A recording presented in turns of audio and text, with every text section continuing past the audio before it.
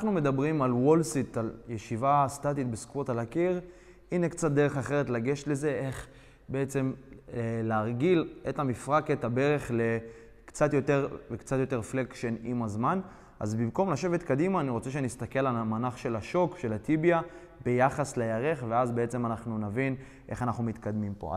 אז אני רוצה שבשלב הראשון תתחילו בעצם, כאשר אנחנו יושבים יחסית גבוה, כי הגובה כרגע הוא לא הפקטור העיקרי, אוקיי? אני יושב יחסית גבוה, ואני רוצה לשים לב שבעצם הטיביה שלי נמצאת בזווית שהיא קצת יותר קאה, היא נמצאת בעצם מלפני הפמור, מלפני הירך, ומפה אני רוצה להפעיל קצת לחץ על העקבים, אני רוצה בעצם לדחוף את העקבים לרצפה, ולדחוף את עצמי לקיר, אוקיי? אני יכול להחזיק פה בפולסים של 2, 3, 5, 6 שניות, או לחלופין להחזיק סטטי בצורה כזאת.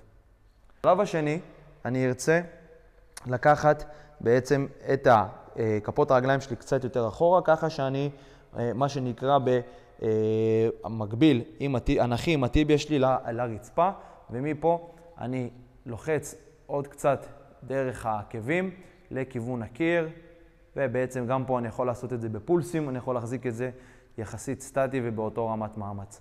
ולאחר מכן אני ארצה לקחת בעצם את כפות הרגליים שלי עוד יותר קרוב לקיר, ככה שהזווית של הברך היא יחסית זווית קאה, מה שאומר שהמפרקים, המפרק בין הפיקה לירך, גיד הפיקה ואפילו גיד הקוואד מקבלים פה יחסית עומס גבוה בגלל הזווית עצמה, וגם פה אני יכול להתחיל ולהחזיק, אוקיי?